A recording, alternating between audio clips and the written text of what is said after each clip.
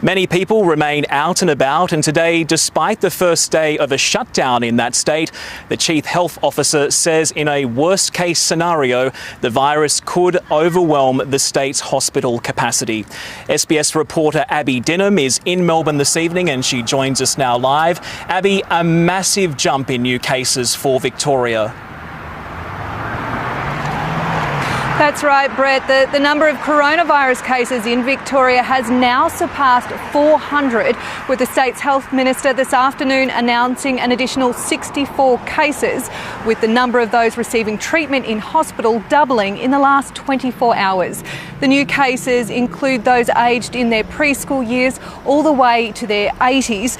Currently 12 are receiving treatment in hospital, 2 in the intensive care unit.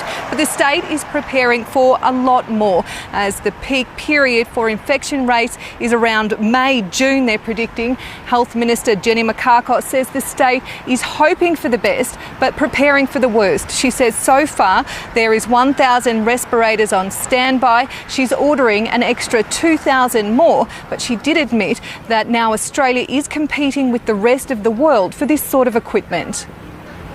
And we are looking at a range of suppliers overseas to source this equipment, understanding, of course, that the entire world is seeking to acquire the same equipment at the same time.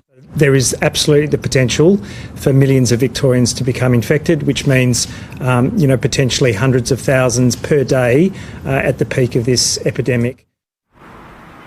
To cope, the Australian Nursing and Midwifery Federation has put a call out to its retired members to please come back to work. So far, 100 retired nurses have put up their hand to come and do a refresher course so that they can go to clinics and hospitals in need of staff. A similar call has been put out to retired paramedics. And while today was the first full day of shutdown in Victoria, significant numbers of people are still out on the streets. Health authorities are urging people, please, if you can stay home, please do so. It's the only way we're going to contain the spread of this virus.